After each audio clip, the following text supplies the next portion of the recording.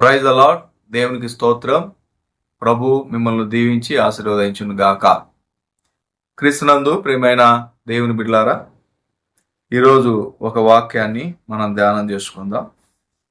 పరిశుద్ధ బైబిల్ గ్రంథంలో నుంచి, భూమి మీద మన గుడారమైన ఈ నివాసము శిథిలమైపోయినను, చేతి పనిగాక దేవుని చేత కట్టబడినదియు నిత్యమైనదియు నివాసము పరలోకమందు మనకున్నదని ఎరుగుదుము.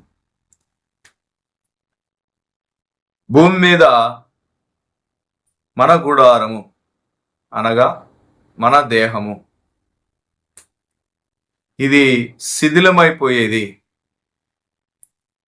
మన శరీరంలోని సెల్స్ ప్రతిరోజు చనిపోతూ ఉంటాయి, కొత్త సెల్స్ పుడుతూ ఉంటాయి.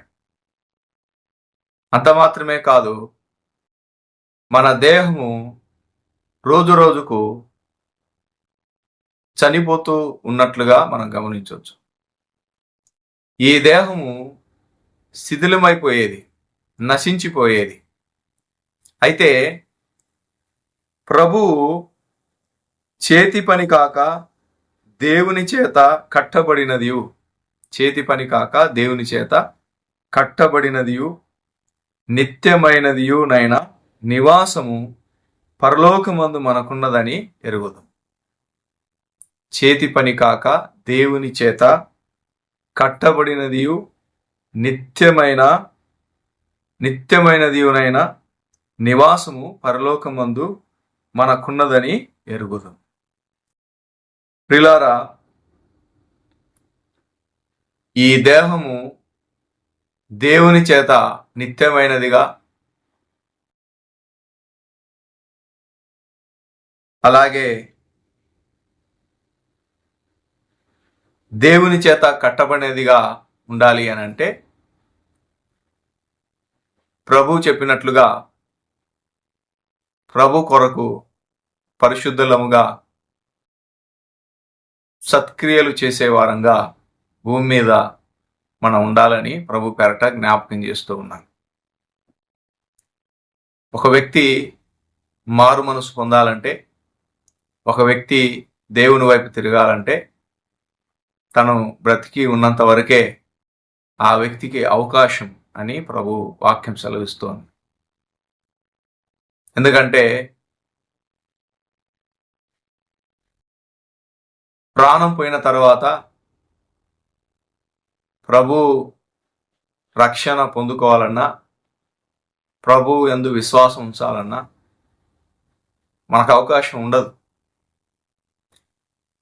ఒక వ్యక్తి ప్రభువుని ఎరిగి రక్షణను తెలుసుకొని ప్రభు బిడ్డగా జీవించి ప్రభువులో బ్రతికి చనిపోతే, ఒకరోజు దేవుడు రాబోతూ ఉన్నాడు.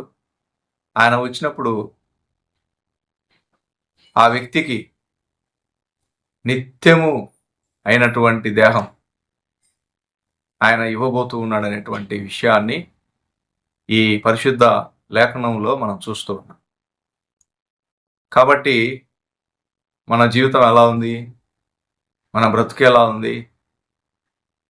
శిథిలమైపోయే, నశించిపోయే దేహంలో మనం జీవిస్తూ ఉన్నాం. ఈ దేహం కొరకు మనం జీవిస్తే ఈ దేహము నిష్ప్రయోజనమైంది. ఇది మనల్ని బ్రతికించదు. మనల్ని బ్రతికించేది దేవుడు మన దేహంలో ఉంచినటువంటి ఆత్మే.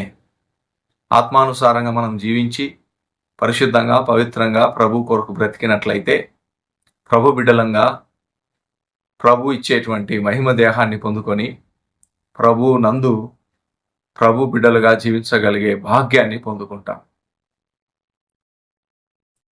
అయితే ఒకటి, ప్రభు పిలుపు విని కూడా, ప్రభు మాట తెలిసి కూడా నిర్లక్ష్యం చేసి ఇష్టానుసారంగా జీవిస్తే ఈ శిథిలమైపోయే దేహమును విడిచిపెట్టిన తర్వాత మహిమ దేహాన్ని పొందుకోలేమనేటువంటి విషయాన్ని జ్ఞాపకం చేస్తూ ఉన్నాం. కాబట్టి భూమి మీద మన గుడారమైన ఈ నివాసము శిథిలమైపోయినను, చేతి పని కాక దేవుని చేత కట్టబడినదియు నిత్యమైనదియునైన నివాసం పరలోకమందు మనకున్నదని ఎరుగుదుము.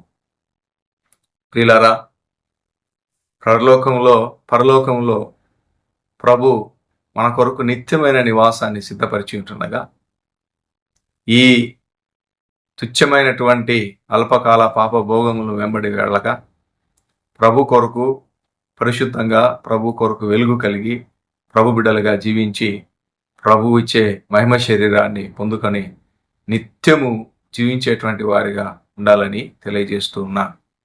అందుకే 2 కొరింథీ 5వ అధ్యాయం 1వ వచనంలో ఈ మాట ప్రభు జ్ఞాపకం చేస్తూ ఉన్నాడు. ఈ మాటను మనం గుర్తించుకొని ఈ దేహము నశించిపోయేదని